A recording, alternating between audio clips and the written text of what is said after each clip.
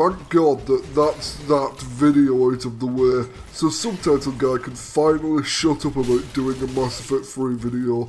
We both agree though, that after spitting out about a year's worth of bile, we need a positive video as a kind of palate cleanser.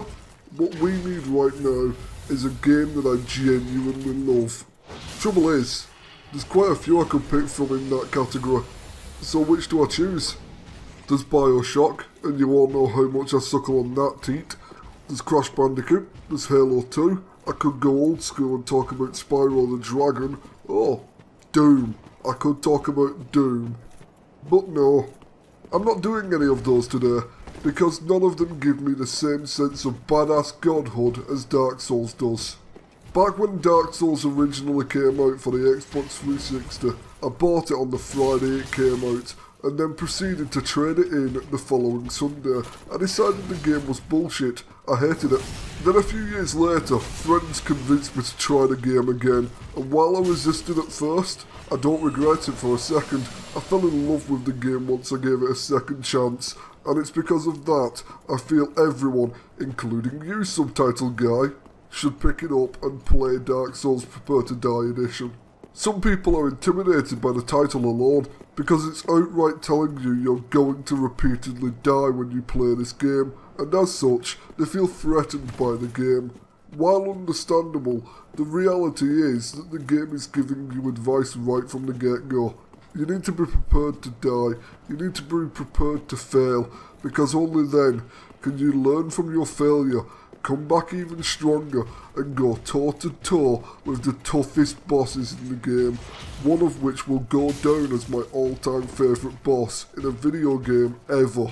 Well, I say that, but technically it's two bosses in one, namely Ornstein and Small, the epic double act of a fat bloke and a skinny ride with a spear.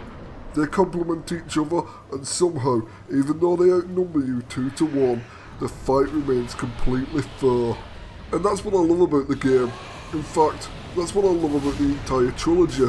It's a bastard, but it's a fair bastard, like that one chemistry teacher you had in high school.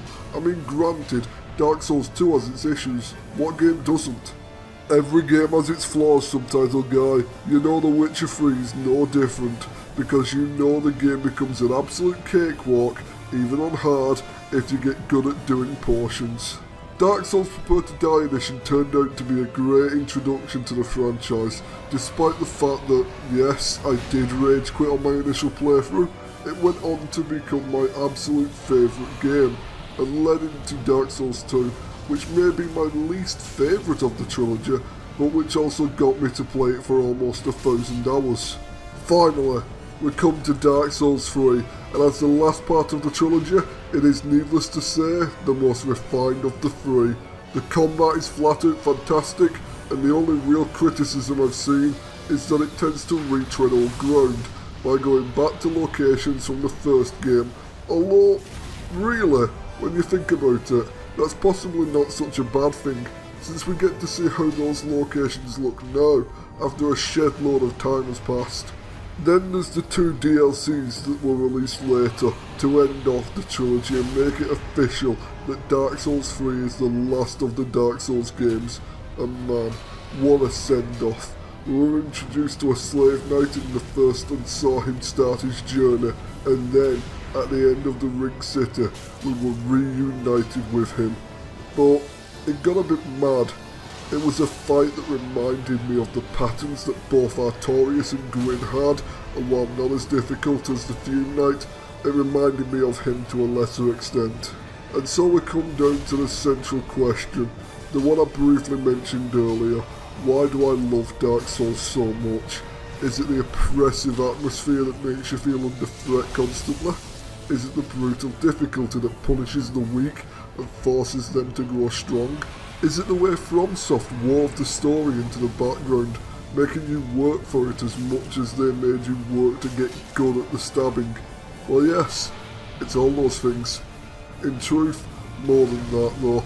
Dark Souls is the franchise that made me turn off Grandma mode forever. It's the franchise that made me realise easy mode is boring, because I like things hard. It's the franchise that by treating me as the universe's punching bag, made me feel like a god when I beat it. In short, Dark Souls is the franchise that made me get good. And on that on that sort of the rectum, it's time to end.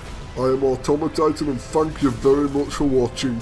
Now go out there and get good yourselves.